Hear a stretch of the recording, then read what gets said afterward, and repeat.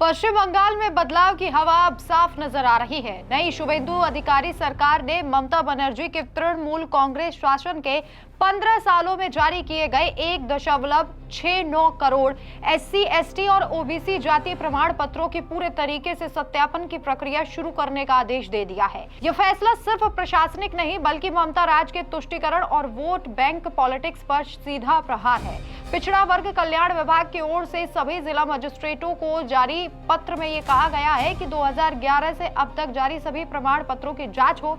इनमें द्वारे सरकार कैंपों के जरिए बांटे गए 47.8 लाख प्रमाण पत्र भी शामिल हैं, जिनमें 32.51 लाख SC, 6.65 लाख ST और 8.64 लाख OBC सर्टिफिकेट है। कुल आंकड़ा इस प्रकार है, लगभग 1 करोड़ SC और 21 लाख ST और 48 लाख OBC प्रमाण पत्र। ममता सरकार पर लंबे समय से आरोप था कि उन्होंने आरक्षण को वोट बैंक बनाने का हथियार बना लिया था। कोलकाता हाईकोर्ट ने 2024 में 2010 के बाद जारी सभी OBC प्रमाण पत्रों को रद्द कर दिया था। कोर्ट ने टिप्पणी की थी कि ममता सरकार ने बिना उचित सर्वे के 75 मुस्लिम जातियों को OBC लिस्ट में शामिल कर दिया, जो साफ तौर पर संवैधानिक प्रावधानों का उल्लंघन था।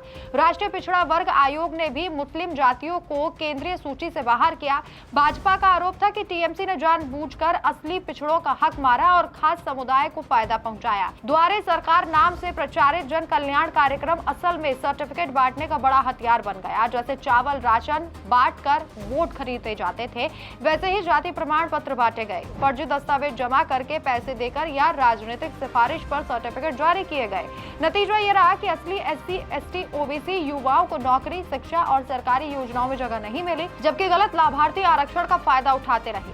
शुभेंदु अधिकारी का ये महत्वपूर्ण फैसला कदम पारदर्शिता और न्याय की दिशा में महत्वपूर्ण है। निर्देश साफ है कि फर्जी पाए जाने पर कड़ी कानूनी कार्रवाई, सरकारी अधिकारियों पर भी एक्शन होगा। अगर वे रिश्वत लेकर सर्टिफिकेट जारी करते पाए गए तो दूसरी पीढ़ी के सर्टिफिकेट जो इन पर आधारित हैं, उनकी भी जांच होगी। ये घोटाला बंगाल के सिस्टम को इतना खोखला कर गया कि इसका अंदाजा इसी बात से लगाया जा सकता है कि 15 साल में 1.69 करोड़ प्रमाण पत्र जारी हो गए। ममता के राज में भर्ती घोटाले, शिक्षक घोटालों, राशन घोटालों के बाद अब आरक्षण घोटाला भी सामने आया। असली गरीब और पिछड़े वर्गों को न्याय दिलाने के लिए जांच जरूरी है।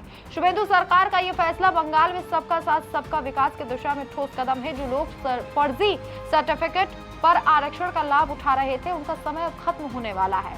बंगाल जाग रहा है। भ्रष्टाचार और तुष्टीकरण की राजनीति का अंत हो रहा है और सच्चाई की जीत हो रही है। इस खबर पर आपकी क्या राय है, कमेंट करके जरूर बताएं। नमस्कार।